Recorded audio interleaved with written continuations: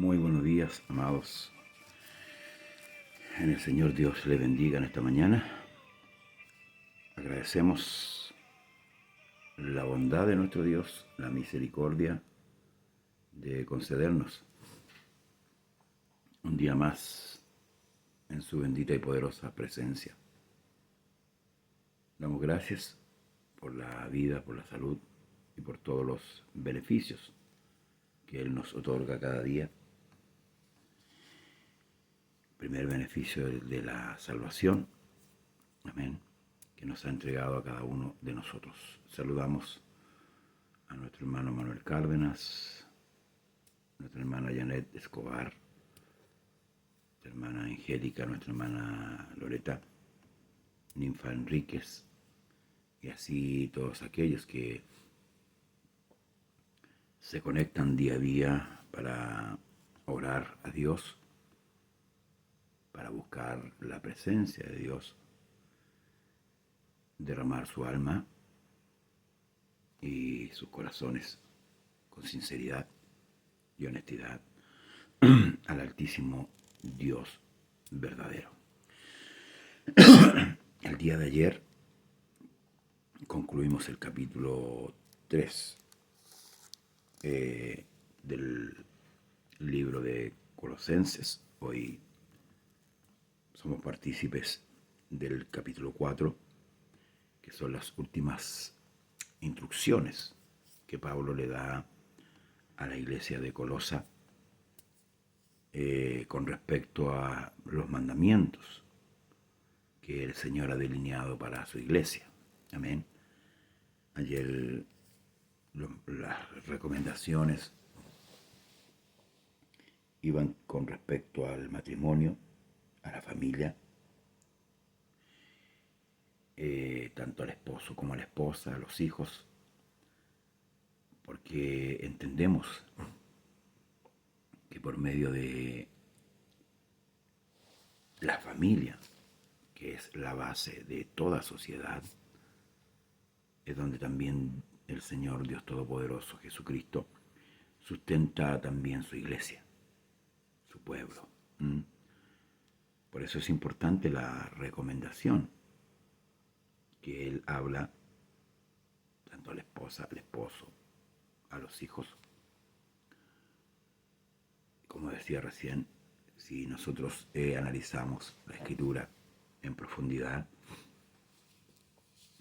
nos podemos dar cuenta que la familia es la base.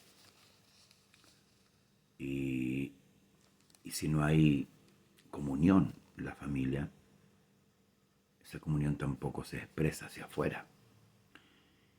Ese sustento, esa firmeza de saber y entender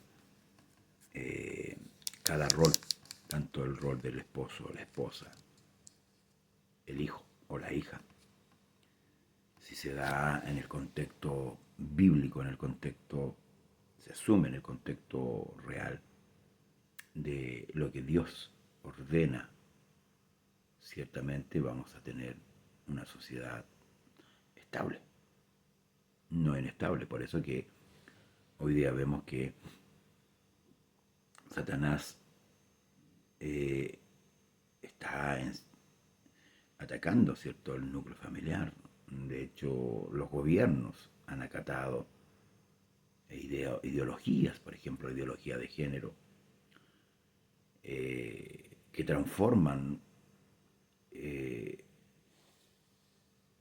rol de padre, el rol de madre, el rol de hijo dentro de la sociedad, desordenando el sistema, por decirlo así, implantado a través de la Escritura, que es un sistema beneficioso, no es un sistema que no dé beneficios, hermanos amados, con respecto a la vida familiar.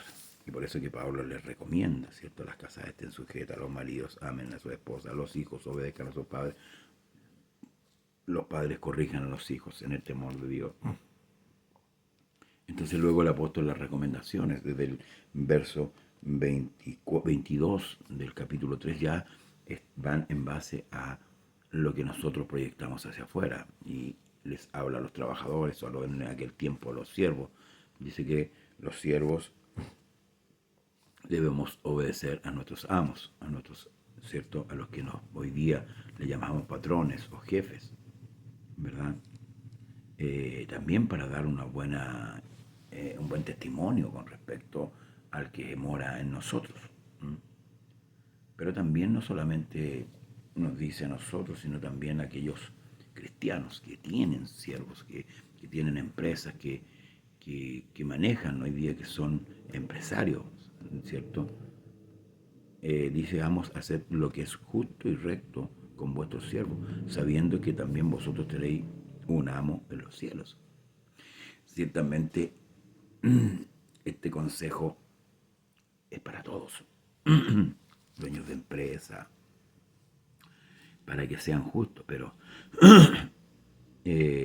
si ese dueño de empresa no entiende que tiene un amo en los cielos, difícilmente va a poder, hermanos, este hombre actuar con justicia, con bondad, como Dios requiere, ¿cierto?, en este mandato. Tanto al siervo como al amo, o tanto al trabajador como al empresario, al jefe, Dios le ordena. Amén. Dios le ordena. No es una petición, no es una rogativa.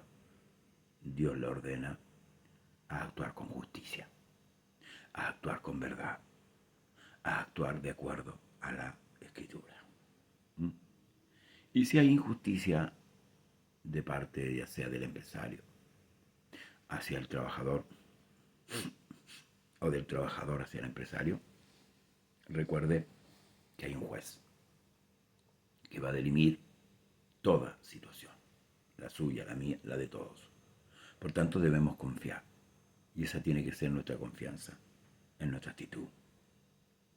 Otro punto que recalca el apóstol, dice, perseverar en la oración, velando en ella con acción de gracias, orando también al mismo tiempo por nosotros, para que el Señor nos abra puertas para la palabra, a fin de dar a conocer el misterio de Cristo, por el cual también estoy preso, para que lo manifieste como debo hablar. La oración, el sentido de la oración. Muchos dicen que la oración es la llave de todas las puertas. No lo dice así la Escritura de ese modo. Lo que sí nos dice que debemos orar sin cesar, perseverar en ella. La oración es el diálogo, es la conversación, es la intimidad que el creyente, el Hijo de Dios, tiene con Dios. Amén. Es donde se manifiesta, ¿cierto?, nuestra actitud hacia el Señor, donde derramamos nuestras almas para contar nuestros problemas, no solamente para pedir, en lo material o también en lo físico, porque Dios conoce nuestras necesidades. Dios sabe de lo que nosotros necesitamos. Y por eso, hermanos, debemos orar en el Espíritu. Orar a Dios siempre, como dice el apóstol, ¿verdad? Y como también lo enseñó el Señor de esta manera, que debemos orar a Dios siempre, en todo tiempo, en todo lugar, con súplica, con ruego, derramar nuestras lágrimas, derramar nuestra alma delante del Señor, hacer presente nuestras inquietudes, nuestras dudas a nuestro Dios, entrar en el cuarto, cerrar la puerta y clamar a Dios. Si bien este programa, que es público, más de alguno dirá, no, es que así no se ora, hay que orar en privado. Sí, ciertamente es así, hermano, y eso, no puedo discutir eso, que la oración tiene que ser una oración privada, ¿verdad? Pero lo he dicho muchas veces, repetidas veces, que este programa, el único anhelo que tiene es despertar el sentir en cada creyente en cuanto a la oración y en cuanto a la palabra. Eso, solamente eso. Y los que se levantan para hablar, diciendo, esto no se hace así, esto no se hace acá, bueno, ellos no juzgan el corazón, ellos juzgan lo exterior. Pero Dios es el que juzga lo más profundo de nuestro corazón. Por eso es el anhelo de crear en usted y los que nos escuchan, los que nos ven, el sentido y la necesidad de orar sin cesar. Orar sin cesar. Y Pablo dice que aún debemos orar por ellos en aquel tiempo, para que se abran puertas, para que la palabra de Dios corra y sea glorificada. Sí, esa es la necesidad de la oración. A veces nosotros somos como la sanguijuela, la cual dice Proverbio que la sanguijuela, o como las hijas de la sanguijuela. Dice que la sanguijuela tiene dos hijas que dicen dame, dame, dame, dame, dame. Y todo el tiempo estamos pidiendo, pidiendo, pidiendo. Pero jamás nos detenemos en la oración para decirle a nuestro Dios cuánto le amamos, decirle a Dios que le adoramos, que le bendecimos, que le glorificamos como el Padre nuestro así nos enseña. Que tiene que ser una oración reverente, una oración del alma, una oración de hijo a padre, de siervo al Señor, de esclavo a amo. Sí, porque a veces nos ponemos en la altura o al mismo nivel de nuestro Dios. Y no es así. Aquel hombre que estaba en el templo, arrogantemente, se colocaba en esa altura diciendo, Señor, yo te doy gracias porque diezmo, Señor, yo te doy gracias porque hago esto otro. Y no soy como ese publicano que está ahí. Una oración arrogante, no era una oración sincera, no era una oración del alma, era una oración justificativa, presentándose justo delante del justo. Y la Escritura dice que nosotros somos los injustos y el justo es Él. Entonces para orar también tenemos que saber con quién estamos hablando, hacia quién nos vamos a dirigir, con qué palabras vamos a llegar hacia Él.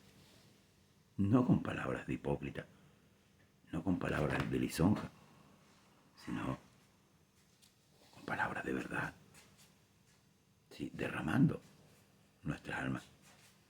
Y también, una vez terminada la oración, o como Pablo dice, la oración en el Espíritu, que el Espíritu Santo ayuda a nuestro espíritu, porque Él sabe cómo hemos de pedir. Usted quizás a lo mejor quiere pedirle un auto al Señor. No, no es la idea.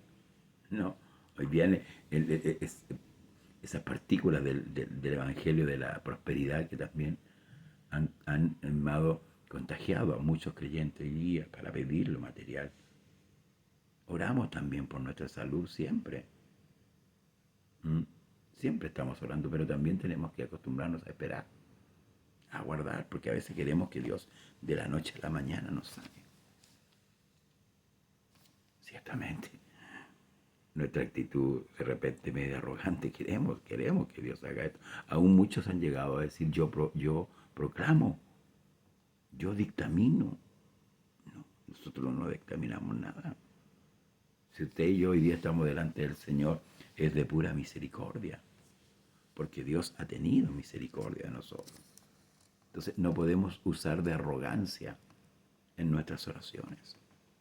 Pablo dice que debemos orar, amén, perseverar en la oración, velando en ella con acción de gracia, agradeciendo por lo que tenemos, por lo que Dios nos ha dado, la salvación. Primeramente la salvación. Nosotros no teníamos arte ni parte en este negocio llamado la redención del ser humano. Pero a Dios le plació salvarte, hermano, hermana. A Dios le plació que tú también fueras parte, miembro de la iglesia, parte de su cuerpo, o parte de la iglesia y miembro de su cuerpo. Debemos orar.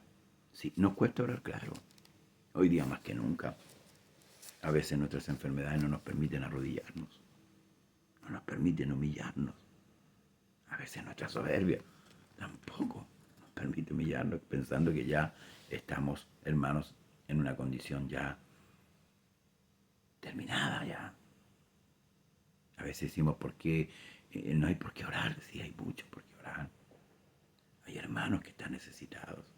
Hay pastores que necesitan de sus oraciones para poder guiar al pueblo de Dios. Hay hermanos que están pasando momentos muy difíciles de prueba, de dificultad. Que están algunos en los hospitales, algunos en las cárceles, producto de haber predicado el Evangelio. Entonces oremos, hermanos. Dice, andad sabiamente con los de afuera, redimiendo el tiempo. Andad sabiamente con los de afuera, redimiendo el tiempo. Sean vuestras palabras siempre con gracia, sazonada con sal, para que sepáis cómo debéis responder a cada uno. El vocabulario es importante, cómo hablamos. Y a veces usamos un vocabulario muy corrompido.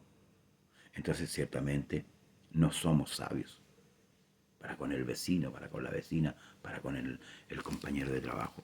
Caemos a veces en la bajeza, hermanos amados, de no actuar como el Señor demanda que actúen sus hijos y sus hijas.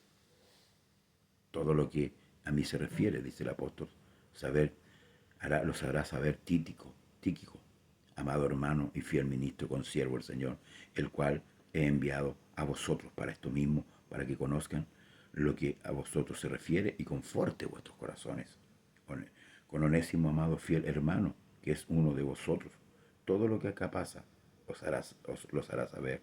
Aristarco, mi compañero de prisiones, os saluda, y Marcos, el sobrino de Bernabé, acerca del cual habéis recibido mandamientos, si fuera a vosotros recibirle. Este Marco es el escritor del Evangelio Marco, que es Juan Marco, el cual un día tuvo un problema con el apóstol Pablo, pero no por ende dejaron de ser hermanos. También agrega el saludo de Marcos. Hoy día los cristianos nos enemistamos y nos enemistamos para siempre. Tenemos algún roce y ya no nos queremos ver nunca más. No tenemos la capacidad de perdonar, ni siquiera tampoco de pedir perdón. Que lo que habla muy bien, lo que habla muy mal de alguien que dice haber nacido de nuevo. Y Jesús, llamado justo, que son los únicos de la circuncisión que me han ayudado en el reino de Dios y han sido para mí un consuelo. Qué maravilloso sentir la hermandad, sentir el apoyo, uno como ministro, sentir el apoyo de los hermanos que están con uno siempre, que no andan divagando de allá para acá o de acá para allá, que son inestables, pero sentir el apoyo de aquellos hermanos que dicen sí, sí, y siempre están ahí apoyando la obra del Señor y apoyando también al siervo de Dios. Os saluda Epafras, el cual es uno de vosotros, siervo de Cristo, siempre rogando encarecidamente por vosotros en sus oraciones y para que estéis firmes, dice firmes, perfectos y completos en todo lo que Dios requiere. Ve que hay harto por qué orar, porque de él doy testimonio, de quien de Epafras, que tiene gran solicitud por vosotros y por los que están en la Odisea y los que están en Hierápolis. Os saluda Lucas, el médico amado, y Demas, Lucas, el escritor del libro de Lucas, y también el escritor de Hechos de los Apóstoles, que sería más bien Hechos del Espíritu Santo en la iglesia. Saluda a los hermanos que están en la Odisea y a Ninfas, y a la iglesia que está en su casa. Cuando esta carta haya sido leída entre vosotros, haced que también se lea en la iglesia de la Odisea, y lo que la de la Odisea la leáis también vosotros. Aquí hay una carta que los entendidos, los históricos, dicen que anda perdida, que es la carta que se escribió a la iglesia en la Odisea. Y la recomendación de Pablo, que se lea esta carta. ¿Para qué? En la Odisea, ¿para qué? No solamente en Colosa, para que sea de edificación para el pueblo también de allá, de ese lugar. Decir, Arquipo, mira que cumples el ministerio que recibiste del Señor. La salutación de mi propia mano, de Pablo, acordaos de mis prisiones. La gracia sea con vosotros. Amén. Qué maravillosa despedida del apóstol Pablo, donde cierra ya, hermanos, esta carta, dando las recomendaciones, los saludos a esa iglesia que estaba ahí en Colosa y también a la iglesia de la Odisea. Hoy a nosotros, a usted y a mí, que también somos parte de este cuerpo, también somos miembros, hermanos amados los unos de los otros, y que debemos irnos perfeccionando cada día y entendiendo que somos miembros de este cuerpo, que la cabeza, escuche bien, la cabeza es Cristo. Y como miembros de este cuerpo debemos sujetarnos en todo a la cabeza, que es Cristo. Debemos estar sujetos. Hoy día, y con esto concluyo, dentro del ámbito religioso, se hacen muchas cosas, queriendo tener ocupado al creyente. Creo que aquel creyente que conoce la Escritura sabe claramente lo que tiene que hacer. Las exhortaciones, como dice Pablo, exhortados unos a otros, es para recordarle. Pero como dice Daniel, el pueblo que conoce a su Dios se esforzará y hará, o actuará, dice una otra versión. Por tanto, hermanos, exhorto en esta mañana a la obediencia, en el temor, en la reverencia a nuestro gran Dios, Señor y Salvador Jesucristo, que un día ha de juzgar a los vivos y a los muertos. Si hasta el día de hoy no lo hemos hecho así, hoy tenemos una nueva oportunidad de reencontrarnos con el Señor. Sí, de decirle nuestra necesidad: Señor, te necesitamos. Requeremos, Señor, de su presencia. Requerimos, Señor, de ti. Ayúdanos, ayúdanos, porque solamente tú, Señor, nos puedes ayudar. Que el Señor Jesús le bendiga. Mañana es viernes. Si Dios así lo permite, estaremos junto a usted una vez más.